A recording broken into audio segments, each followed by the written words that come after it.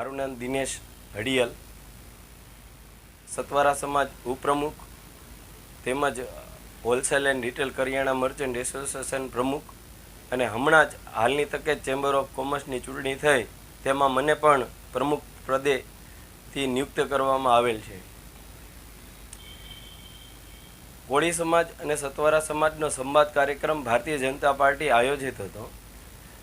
તેમાં મને દીપ પ્રાગટ્ય પહેલાં મને સ્ટેજ ઉપર બેસાડેલો હતો, પરંતુ દીપ પ્રાગટ્ય પછી એવી રીબડિયા જે પ્રમુખ પ્રતિનિધિ છે તેણે મને સ્ટેજ ઉપર ન બેસવા દીધું. એમણે હાથ રાખી અને મને કીધું કે આ તારે જોઈ લેવું શું કરવું જોઈએ.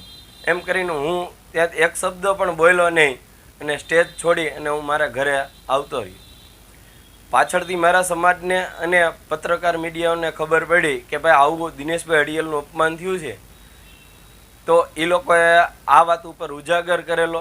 સતવારા સમાજ અને હાલ કરિયાણા એસોસિએશને પણ મને ખૂબ જ બાંહેધરીપૂર્વક ટેકો આપેલો છે કે આમાં કોઈ પણ પ્રકારનું જાતું કરવાનું નથી.